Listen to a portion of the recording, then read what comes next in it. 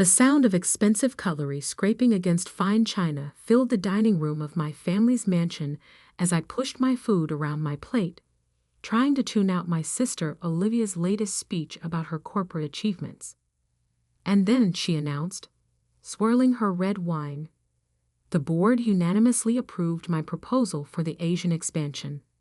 We're projecting a 30% increase in revenue by next quarter." I glanced at my parents, watching their faces glow with pride. Dad, CEO of Blake Industries, nodded approvingly while Mom reached over to squeeze Olivia's hand. This was our traditional Christmas dinner, a celebration of the family business and its rising star. "What about you, Sophie?" Mom turned to me, her smile fading slightly. "Still working on that. What do you call it?" "Nexus Technologies," I supplied, straightening in my chair. "And yes, we're actually—" "Her little startup," Olivia interrupted with a laugh. "What is it now? 2 years? And still working out of that tiny office downtown?" I bit my tongue, resisting the urge to correct her. The tiny office was just a front. What my family didn't know was that Nexus Technologies had quietly become one of the fastest-growing software companies in the country. We operated under various shell companies, our true ownership hidden behind layers of corporate structuring. "Someone has to try something new," I said carefully. "Not everyone wants to work for the family business." Dad set down his fork, his expression hardening. "The family business that put you through Stanford? That paid for your MBA? That same business you turned your back on?" "I didn't turn my back on anything," I replied. "I chose to build something of my own." "Build?" Olivia snorted. "Sophie, let's be honest. You're playing entrepreneur while the rest of us do real work. Blake Industries is a Fortune 500 company. We're about to launch the biggest expansion in our history. What have you built?" If they only knew. While they'd been focused on their traditional manufacturing business, I had developed an AI-driven supply chain management system that was revolutionizing the industry. Major corporations were already using our software, including several of Blake Industries' competitors. "I'm doing fine," I said simply, taking a sip of wine. "Fine isn't the Blake standard," Mom chimed in. "Look at Olivia, youngest VP in company history, featured in Forbes 30 Under 30. We just want you to live up to your potential, darling." I thought about the email I'd received that morning, an offer from a major tech company to acquire Nexus for $2.8 billion. I turned it down. My plans were much bigger than that. "Speaking of potential," Olivia continued, "the expansion project needs additional funding. Dad, have you considered approaching Morgan Stanley? Their tech division has been very aggressive lately." I hid my smile behind my wine glass. I knew exactly why Morgan Stanley was suddenly interested in manufacturing technology. They'd been trying to get a meeting with Nexus's mysterious CEO for months. "Actually," Dad replied, "we're exploring several options. The market's tighter than we expected, but Blake Industries' reputation speaks for itself." What they didn't know was that their reputation wasn't enough anymore. The manufacturing sector was changing rapidly, and companies that didn't adapt to new technology were being left behind. I'd seen their financials, not as the daughter they dismissed, but as the secret owner of a significant portion of their stock. "Have you considered private equity?" I asked innocently. "I hear Phoenix Capital is looking for manufacturing investments." Olivia rolled her eyes. "Please don't try to give business advice, Sophie. Phoenix Capital doesn't even take meetings with companies our size. They're way out of our league." I nodded thoughtfully, not mentioning that I'd had dinner with Phoenix Capital's CEO last week. Being underestimated had its advantages. "Well," Mom stood up, smoothing her expensive dress, Shall we move to the living room for dessert? Sophie, help me with the dishes. In the kitchen, Mom busied herself with coffee cups while I loaded the dishwasher, a task Olivia was apparently too important to handle. Honey, Mom said softly, I know you think you're proving something with this startup business, but it's time to be realistic. There's always a place for you at Blake Industries. I straightened up, meeting her eyes. I am being realistic, Mom. More realistic than you know. What's that supposed to mean? Before I could respond, my phone buzzed. A text from my CFO. Asian investors confirmed. Ready to proceed with phase 2. I typed back quickly. Green light. Start buying tomorrow. Work? Mom asked disapprovingly. On Christmas?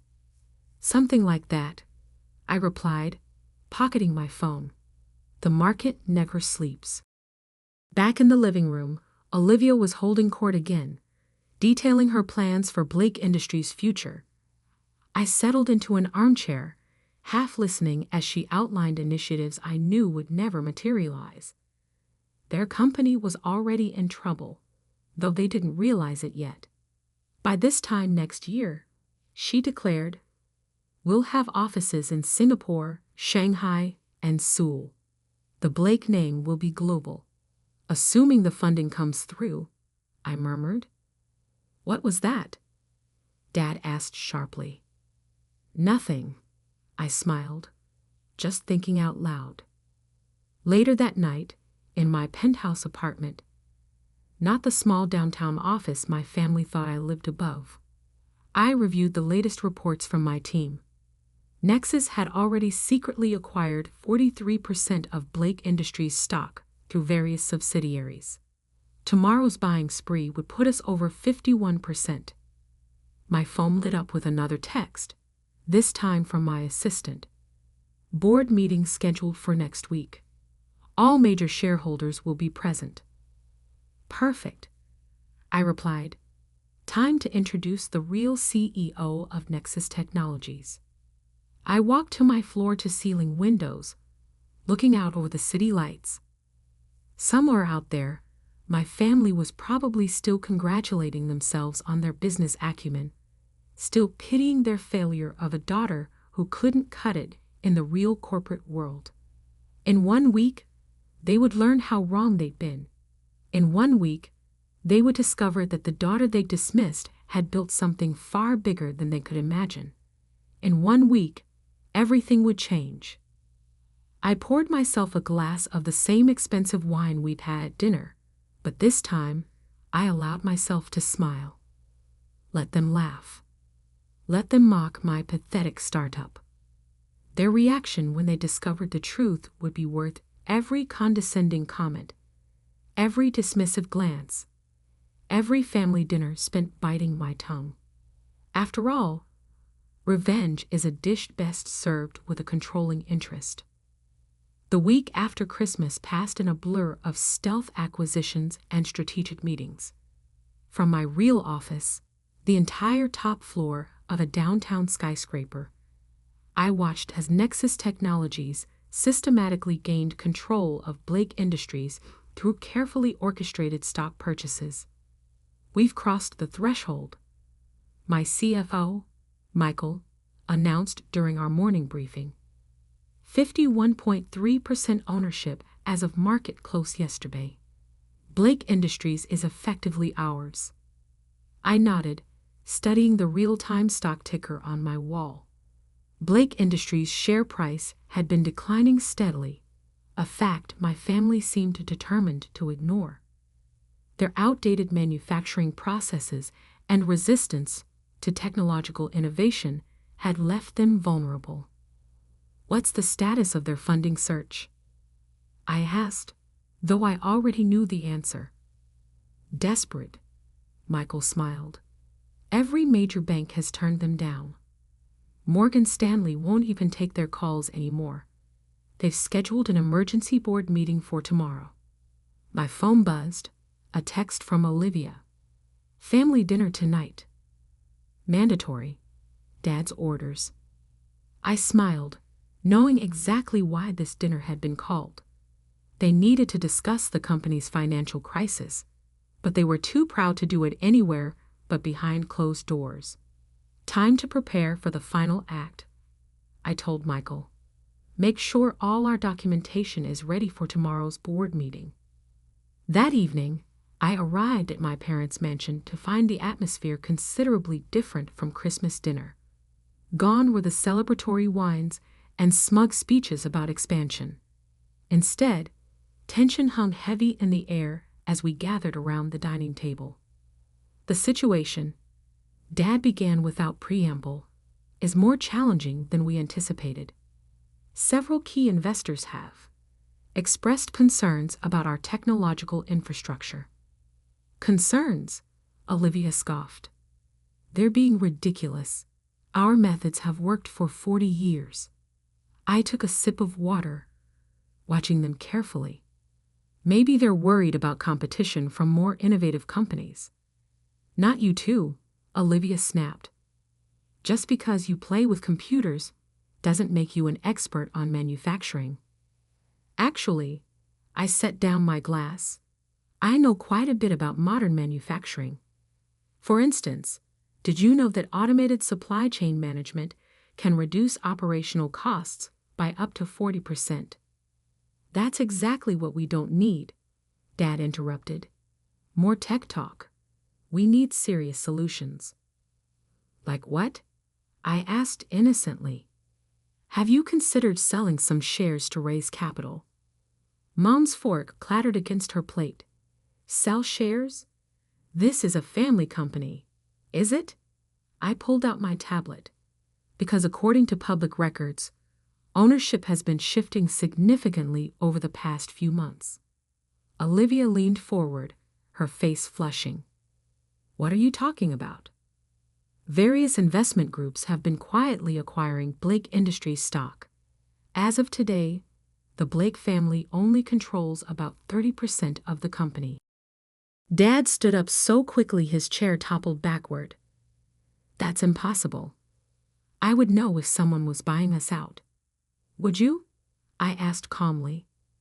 When was the last time you actually reviewed the shareholder registry? Or are you too busy dismissing technological innovation as unnecessary? How do you know all this? Olivia demanded. Because, I smiled, I've been watching very carefully. Tomorrow's board meeting should be quite interesting. You're not even on the board, Mom said dismissively. No, but Nexus Technologies' CEO is. As the majority shareholder, we're entitled to a seat. The silence that followed was deafening. 3 pairs of eyes stared at me as understanding slowly dawned. Nexus Technologies? Dad whispered. That's your little startup? Not so little anymore, I replied. We're valued at $4.2 billion as of last quarter. And yes, we now own 51.3% of Blake Industries. Olivia's face had gone completely white. You're lying. That's impossible. I pulled up another document on my tablet and slid it across the table. Here's the complete shareholding structure. You'll notice the various shell companies and subsidiaries all lead back to one parent organization, Nexus Technologies. Why? Mom's voice cracked. Why would you do this to your own family? I didn't do anything to you, I said quietly. I built something revolutionary while you were all too busy mocking me to notice. The fact that I now control the company you thought was too good for me. That's just poetic justice. Dad found his voice, anger replacing shock. You think you can just walk in and take over? We'll fight this. With what resources? I stood up, straightening my jacket. Your company is hemorrhaging money. Your technology is outdated. The only thing keeping your stock price from completely collapsing is the fact that I've been buying it. Get out, Olivia hissed. Get out of this house. I picked up my tablet and headed for the door, pausing only briefly. I'll see you all at tomorrow's board meeting. Oh, and Olivia? About that Asian expansion you were so proud of. It's canceled.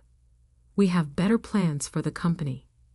As I drove away from the mansion, my phone exploded with messages from family members. I ignored them all except one. From my grandmother, who had always seen my potential. Show them what you've built, dear. It's time they learned what real success looks like. In my office later that night, I reviewed the presentation for tomorrow's board meeting. The plan was comprehensive. A complete technological overhaul of Blake Industries, integration with Nexus's advanced systems, and a new management structure. Michael appeared in my doorway. The board members have been notified of the ownership change. Most of them are anxious to meet the real CEO of Nexus Technologies. I'm sure they are, I smiled. Make sure security is ready tomorrow. I have a feeling my family won't take their demotion quietly. As I looked out over the city lights, I thought about all the family dinners where they dismissed my dreams, all the condescending comments about my little startup. Tomorrow, they would learn the truth about the empire I'd built in silence. And this was just the beginning. The morning of the board meeting dawned clear and cold. I dressed with particular care. A custom-designed power suit that cost more than Olivia's entire wardrobe, though she'd never know it. Today wasn't just about taking control. It was about showing my family exactly who I'd become while they weren't watching. Blake Industries headquarters still bore my grandfather's original bronze plaque in the lobby. I ran my fingers across his name as I passed, wondering what he would think of today's events. He had been the true innovator in the family, before Dad turned the company into a monument to outdated thinking. Good morning, Ms. Blake. The security guard nodded respectfully. He'd clearly been briefed about the new ownership structure. The boardroom was already tense when I arrived. 14 board members sat around the massive mahogany table, with Dad at the head, at least for the next few minutes. Olivia sat at his right hand, her face tight with barely controlled rage. Mom had apparently decided to attend as well, though she had no official role. Now that everyone's here, Dad began, his voice strained. We need to discuss. Actually, I interrupted, taking a seat directly opposite him. As majority shareholder, I'll be conducting this meeting. Michael entered with our legal team, distributing documents to each board member. The room fell silent as they read the first page. This is outrageous, Olivia finally exploded. You can't just walk in here and... I can and I am. I cut her off smoothly. Nexus Technologies now owns 51.3% of Blake Industries. My first act as majority shareholder is to restructure the board. Dad, Olivia, you'll find your resignation letters in those packets. Please sign them. I built this company. Dad slammed his fist on the table. No, I corrected him. Grandfather built this company. You inherited it and refused to let it evolve. Now it's bleeding money and losing market share to more innovative competitors. I nodded to Michael, who started the presentation. Charts and graphs appeared on the room's screens, showing Blake Industries' declining performance against market trends. In the past 5 years, I continued, your profit margins have dropped 40%. Your technology is obsolete. 3 major clients have already jumped ship to competitors using modern supply chain management systems, specifically systems created by Nexus Technologies. The board members shifted uncomfortably. They'd known things were bad, but seeing the numbers laid bare was shocking. And you think you can fix this? Olivia sneered. With your computers and algorithms? I smiled, clicking to the next slide. We already have. Those same systems you've been mocking have revolutionized manufacturing logistics across the industry. Companies using our platform see an average 60% increase in efficiency, which is why our startup's value has surpassed Blake Industries by several $billion. Mom gasped audibly. Dad's face had turned an alarming shade of red. The choice is simple, I addressed the board. Sign the resignation letters and accept a generous severance package, or face a very public revelation about just how badly you've mismanaged this company. You would destroy your own family's reputation. Mom asked incredulously. You mean the family that never believed in me? That dismissed every achievement because it didn't fit your narrow definition of success. I stood up, commanding the room's attention. I'm not destroying anything. I'm saving this company from your outdated leadership. The board members were already signing the documents, eager to align themselves with the new power structure. They were business people, after all. They could see which way the wind was blowing. Dad stared at the resignation letter for a long moment before finally picking up his pen. I never thought my own daughter would betray me like this. Funny, I replied. I never thought my father would be too proud to see the future of his own industry. I guess we both had blind spots. As security arrived to escort them out, Olivia turned back for one last shot. You'll regret this. You have no idea how to run a real company. I laughed genuinely for the first time that day. My little startup is worth $4.2 billion. I've revolutionized an entire industry while you were playing corporate dress-up. I think I'll manage. After they left, I moved to the head of the table, my grandfather's old seat. Now, shall we discuss the real future of Blake Industries? The next few hours were a blur of strategic planning and reorganization.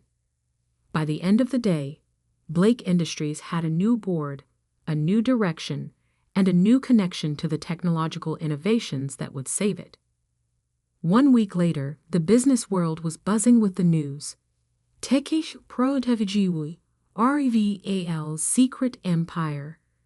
Next U.S. Technology CEO, Techi Skolentiorol, a FAMIOYBUSINES, Sophie Bialaki. The hidden Bilionair. I received exactly one message from my family, a handwritten note from my grandfather, who had been quietly watching from his retirement. You did what I always hoped someone would. You brought Blake Industries into the future. I'm proud of you, kid. The note now sits framed in my office, next to the original business plan for Nexus Technologies that my family had laughed at years ago. Every morning, I look at them both and remember that success doesn't always look like what others expect it to. 3 months later, Blake Industries stock had doubled.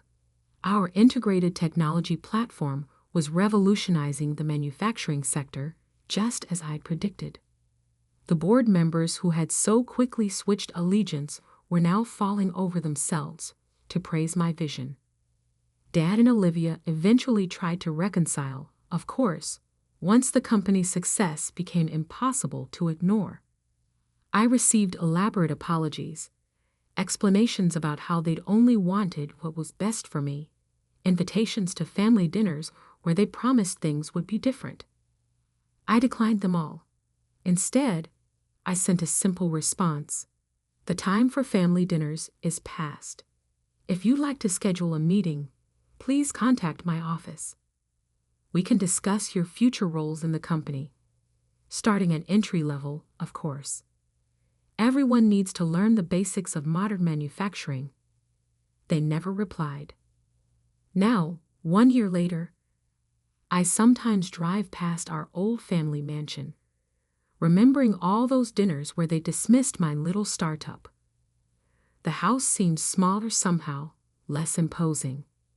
Or maybe I'm just seeing it through new eyes, the eyes of someone who built something bigger than they could imagine. Last week, A young intern asked me why I'd kept my company secret for so long, why I'd let my family underestimate me until I could take control. Sometimes, I told her, being underestimated is the greatest advantage you can have. People show their true nature when they think you're beneath them, and success is sweetest when no one sees it coming. She nodded thoughtfully, then asked one more question. Was it worth it? Giving up your family for success. I looked out my office window at the city below, at the empire I'd built while they were too busy mocking me to notice. I didn't give up anything, I replied. They gave up on me long ago. I just proved them wrong in the most spectacular way possible. And that, really, was better than any family dinner could ever be. The day we buried my father was unseasonably cold for October. I stood at the edge of his grave, watching as mourners placed white roses on his casket, each flower a testament to the lives he touched during his 63 years. My sister Olivia clutched her husband's arm, her designer black dress and perfect makeup a stark contrast to my simple attire. Even at our father's funeral, she had to make a statement. He should have had a will, Olivia whispered to her husband, loud enough for me to hear. Now everything's going to be so complicated. I closed my eyes, trying to block out her voice. Trust Olivia to think about money while we were literally standing over Dad's grave. But she wasn't wrong. The lack of a will would make things messy. Dad's successful construction company, our childhood home, his investments, everything was now in limbo. My name is Sarah Mitchell, and until 3 weeks ago, I thought I understood my family. I was the quieter daughter, the one who chose to become a high school teacher instead of joining the family business. Olivia was the star, the one who went to business school and worked alongside Dad since she was old enough to read a contract. Sarah. My mother's voice pulled me from my thoughts. She stood beside me, elegant even in grief, her silver hair perfectly styled. Come with me for a moment, dear. We walked away from the crowd, past the rows of granite headstones until we reached a massive oak tree. Mom's hands trembled as she reached into her purse and pulled out a cream-colored envelope, sealed with wax in an old-fashioned way that was so characteristic of my father.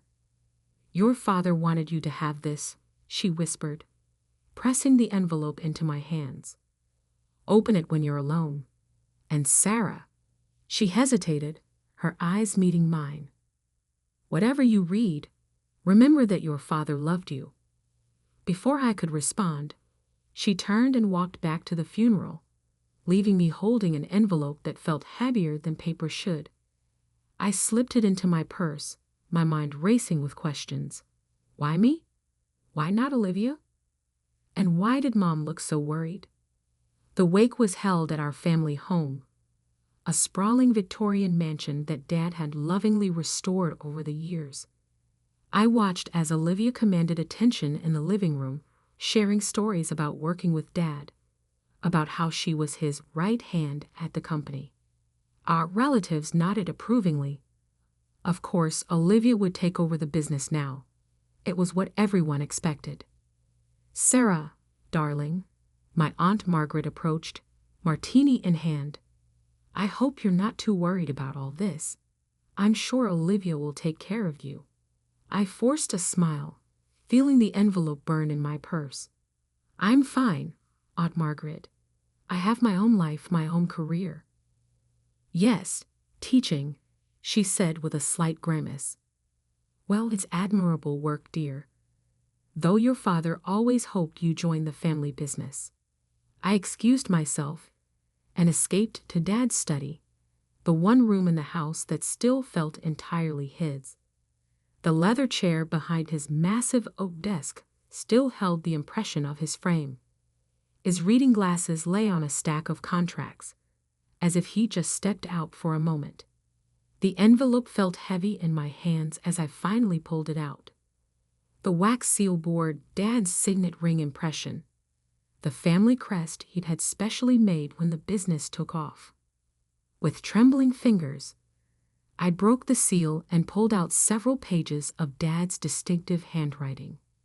"My dearest Sarah," the letter began, "if you're reading this, then I'm gone, and the time has come for you to know the truth about our family's legacy and why I've worked so hard to protect you from it." I continued reading, my hands shaking more with each paragraph. The words on the page couldn't be real. This had to be some kind of mistake. But as I read further, pieces of my childhood began falling into place.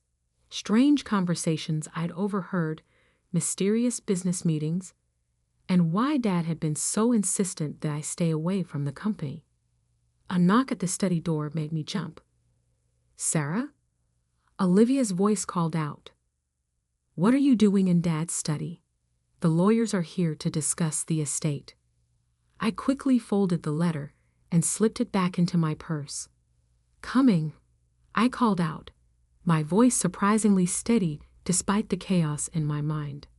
As I walked back to the living room, where our family lawyer, Mr. Patterson, was setting up his briefcase, I felt the weight of Dad's words pressing down on me. The truth about the company, about what Olivia had done, about why Dad had never written a will. It was all there in black and white. "Now," Mr. Patterson began, adjusting his glasses, "since Mr. Mitchell died intestate, we'll need to follow state laws regarding the distribution of assets.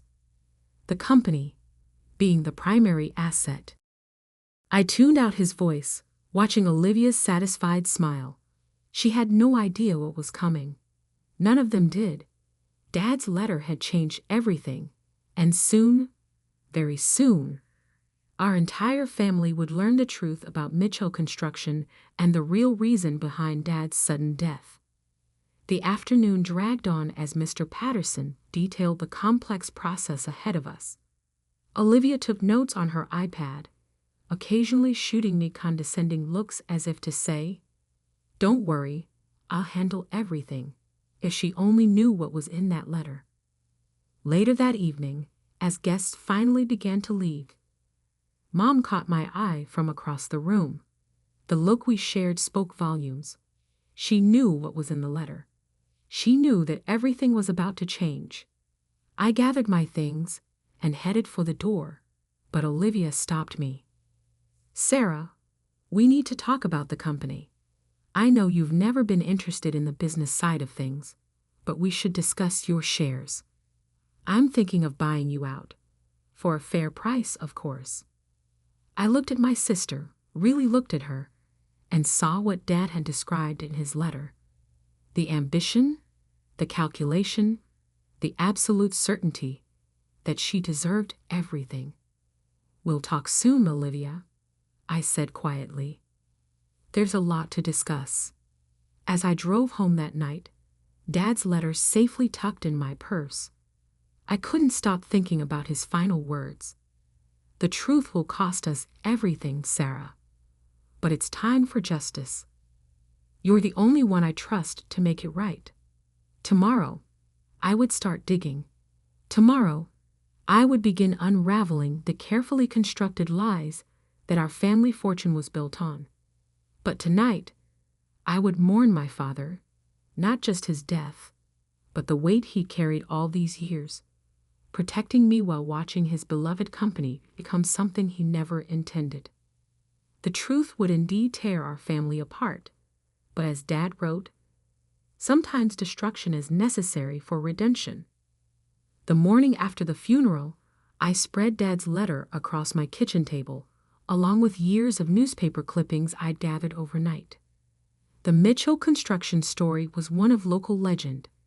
How my father built an empire from nothing, transforming a small contracting business into one of the largest development companies in the state. But Dad's letter told a different story. The company's success, he wrote, came at a price I never intended to pay. When the accident happened at the Riverside project in 2018, I thought it was just that, an accident. But what I discovered in Olivia's files changed everything. I pulled up the news articles about the Riverside project on my laptop. 3 workers had died when a support beam collapsed during construction of a luxury apartment complex. The official investigation ruled it an equipment failure. Mitchell Construction paid the families handsomely, and the story faded from headlines. But according to Dad's letter, Olivia had known about the structural issues weeks before the collapse. She had received multiple reports warning about substandard materials. But instead of halting construction, she buried the reports and pressured inspectors to sign off on the project. The evidence is in my private safe, Dad's letter continued. The combination is your birthday. I knew Olivia would never think to try that. Inside, you'll find everything: the original reports, emails, and proof of the bribes. I spent the last 5 years trying to make it right without destroying our family's name. But after what I discovered last month about the new downtown development project, I can't stay silent anymore. My hands shook as I read the final paragraphs. Dad had confronted Olivia just days before his heart attack. The timing couldn't be coincidental. My phone buzzed, a text from Olivia. Meeting with lawyers at 2 p.m. Don't be late like always. I stared at her message, remembering all the times she belittled me, dismissed me as the family failure, the sister who chose teaching over real success. If she only knew what Dad had entrusted me with. At 1:55 p.m., I walked into the Mitchell Construction headquarters.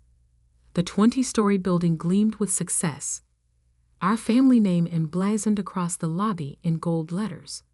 Employees nodded respectfully. They all knew the boss's daughters.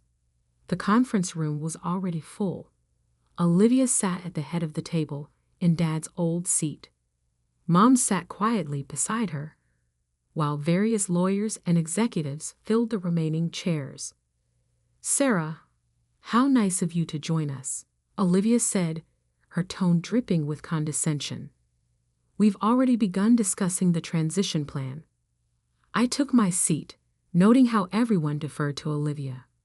She had spent years cultivating this image of herself as Dad's natural successor. As I was saying, she continued, the board has expressed full confidence in my leadership. Given Sarah's alternative career choices, we feel a clean transition would be best. We're prepared to offer a very generous buyout package. The family lawyer, Mr. Patterson, slid a document across the table. We valued your shares at $5 million, Sarah. Very generous, considering your lack of involvement in the company. I picked up the paper, pretending to read it while my mind raced. They had no idea about the safe, about what Dad had discovered, about what I now knew. Actually, I said quietly, I don't think I'll be selling my shares. The room fell silent. Olivia's perfect smile flickered for just a moment. Don't be difficult, Sarah, she said. You've never shown any interest in construction. What could you possibly want with shares in a company you don't understand? I met her gaze steadily. I understand more than you think, Olivia. In fact, I'd like to schedule a full board meeting for next week. There are some matters Dad wanted discussed. What matters? Olivia's voice had lost its smoothness. The Riverside project, for one, I said softly. And maybe we should talk about those irregularities Dad found in the downtown development plans. The color drained from Olivia's face. Mom gasped quietly. The lawyers exchanged confused glances. I don't know what you're talking about, Olivia said, but her hands were shaking as she shuffled her papers. I think you do, and I think it's time the board knew everything about the reports you buried, the inspectors you bribed, and exactly what happened the day Dad died. Olivia stood up so quickly her chair toppled backward. This meeting is over. Everyone out, except my sister. As the room cleared, I could feel the tension building. Mom was the last to leave, her eyes filled with tears as she looked between her daughters. When we were alone, Olivia's mask cracked completely. "Where did you get this information?" "Dad left me a letter," I said, standing to face her, "and a safe full of evidence." "Did you really think he didn't know? About Riverside? About everything?" "You're bluffing," she snarled. "Dad would never." "The safe combination is my birthday." I cut her off. "When was the last time you remembered my birthday, Olivia? When was the last time you thought about anyone but yourself?" She moved faster than I expected, grabbing my arm. "Listen to me very carefully, little sister. You have no idea what you're getting into. Take the money and walk away. This is your only warning." I pulled free from her grip. "No, Olivia. You listen. Next week, I'm going to open that safe, and everything you've built on lies is going to come crashing down." I walked out of the conference room, my heart pounding but my steps steady. In my purse, my phone was already recording, capturing every word of Olivia's threat. Dad had taught me well. Always keep evidence. That night, as I sat in my apartment reviewing more of Dad's documents, my phone rang. An unlisted number. "Ms. Mitchell?" a man's voice asked. "My name is James Torres. I was the site supervisor at Riverside before your sister fired me. I heard about your father's death. And there's something you need to know." I grabbed a pen, my hand trembling slightly. "I'm listening, Mr. Torres." "The day before your father died, he came to see me. He said he was gathering evidence, that he was going to make things right. He asked me to testify if it came to that." I closed my eyes, fighting back tears. "And would you? Would you testify?" There was a long pause. "Yes, your father was a good man. What happened to him, it wasn't right." After I hung up, I sat in the darkness of my apartment, thinking about the path ahead. Dad's letter had unleashed a storm that would destroy everything: our family's reputation, the company he'd built, perhaps even our freedom. But as I looked at the photo of him on my desk, his kind eyes smiling at me, I knew I had to finish what he'd started. 3 families had lost loved ones at Riverside. How many more lives would be lost if Olivia's corruption continued? Tomorrow, I would visit the safe. Tomorrow, I would begin gathering allies. And soon, very soon, the truth about Mitchell Construction would finally come to light. The downtown offices were nearly empty when I arrived at 6 a.m. Only the cleaning staff and a few early bird employees roamed the halls.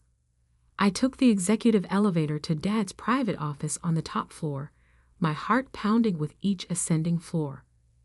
The office remained untouched since his death. Family photos lined the walls, mostly of Olivia at company events, receiving awards, standing proudly beside Dad at groundbreaking ceremonies. Only one small frame held my college graduation photo, tucked away in a corner. The safe was hidden behind a large oil painting of the company's first building project. My hands trembled as I entered my birthday. 0 to 31 to 58 to 9. The mechanism clicked, and the heavy door swung open. Inside, organized with Dad's characteristic precision, lay folders upon folders of evidence, each one carefully labeled, dated, and annotated. But what caught my eye was a USB drive taped to the inside of the door with a note: "Security footage, my office, September 15th, 3 days before his death." I pulled out my laptop and plugged in the drive. The video showed Dad's office, this very room, from the security camera in the corner. Dad sat at his desk, Looking tired, but determined, Olivia stormed in, her face twisted with anger. The audio was crystal clear. "You can't do this." Olivia's voice crackled through my laptop speakers. "I built this company into what it is today." "You built it on lies," Dad replied calmly. "On corruption and bribes. Those families from Riverside deserve justice." "Justice?" Olivia laughed bitterly. "Where was your sense of justice when we were struggling? When we needed those first big contracts? You didn't care about cutting corners then." "I was wrong." Dad's voice was heavy with regret. "But this ends now. Tomorrow, I'm going to the board with everything." Olivia's next words chilled me to the bone. "No, you won't. You're going to take your heart medication and go home. And if you ever threaten this company again, remember, accidents happen in construction all the time." The video ended. I sat in Dad's chair, tears streaming down my face. It wasn't just corruption anymore. This was murder. My phone buzzed. A text from an unknown number. "Parking garage. Level B2. 10 minutes. Come alone." Everything in me screamed that this was a trap, but I had to know. I copied the USB drive, slipped one copy into my purse, and hid the other in a place Olivia would never look, inside the frame of my graduation photo. The parking garage was dimly lit and eerily quiet. A figure emerged from behind a concrete pillar. "Mom, I've been watching the security feeds," she said quietly. "I knew you'd come to the safe eventually." "Did you know?" I asked, my voice breaking. "About Olivia? About what she did to Dad?" Mom's face crumpled. "I suspected. The night before he died, your father changed his heart medication. He said if anything happened to him, I should give you that letter. He knew Sarah. He knew what she was capable of." Before I could respond, elevator doors dinged. Olivia's voice echoed through the garage. "Well, isn't this cozy?" A secret mother-daughter chat. She wasn't alone. 2 large men in suits flanked her, their intentions clear in their stance. "I warned you to take the money," Olivia said, stepping closer. "Now you forced my hand." "Like you forced Dad's hand," I shot back. "What did you do, Olivia? Switch his medication? Make it look like a heart attack?" Her smile was cold. "Prove it." "Oh, I can," I replied, matching her tone. "The evidence is already with the FBI. Dad's files, the video from your confrontation, everything. Did you really think I'd come here without insurance?" The color drained from Olivia's face. "You're bluffing." "Am I? Check your phone." On cue, her phone buzzed. Mine too. Breaking news alerts flashed across our screens. METCHEL construction under federal investigation. FBI raise ARTES. "You didn't," Olivia whispered. "I did. An hour ago, I met with federal agents. They're upstairs right now, seizing every computer, every file. It's over, Olivia." The sound of sirens filled the garage. Olivia's hired muscle melted away into the shadows. She turned to run, but Mom's voice stopped her. "Enough. My husband is dead because of you. 3 families lost their loved ones because of your greed. Face what you've done, Olivia." Federal agents swarmed the garage, led by Agent Sarah Torres, James Torres's daughter. Poetic justice, I thought, watching them handcuff my sister. "Sarah Mitchell?" Agent Torres approached me. "We found additional evidence in the office. Your father, he left a recorded confession about everything. He was building a case against the company, against your sister. He was trying to make it right." I nodded, tears flowing freely now. That's all he ever wanted, to make things right. The next few weeks passed in a blur of headlines. Mitsubishi L Construction CEO, RRESTE, FORFFRAUD, and MURDR, RIVERSIDE, KIRAGDU. The two Ruishidi revealed. Mitsubishi L Family Empire crumbles, ANISVADAL. The company was dissolved, its assets seized. The families of the Riverside victims finally received justice and the truth about what happened to their loved ones. Mom and I moved away from the city, away from the whispers and pointed fingers. We bought a small house near my school, where I continued teaching. Sometimes, healing comes in the simplest forms. A year later, I visited Dad's grave alone. The family name had been tarnished, our fortune lost, but something more valuable had been saved: the truth. I placed a single rose on his headstone and whispered, "I did it, Dad. I made it right." As I walked away, I thought about that letter that had started everything. Dad knew that giving me that letter would destroy the company he built, tear apart our family, and expose decades of secrets. But he also knew that sometimes the cost of truth is worth paying. The Mitchell name no longer stood for power and success. Instead, it became a cautionary tale about greed, corruption, and the price of silence. But for me, it was simply the end of one chapter and the beginning of another. In my classroom, I teach my students about integrity, about standing up for what's right even when it costs you everything. I tell them that true legacy isn't measured in dollars or buildings, but in the choices we make and the truths we're willing to face. Olivia sits in prison now, serving a life sentence for Dad's murder and the Riverside deaths. Mom visits her sometimes. I don't. Some betrayals can never be forgiven. The last time I saw her, during the trial, she asked me why. Why Dad had trusted me with everything instead of her. Because, I told her, he knew I would choose justice over power. Something you never understood.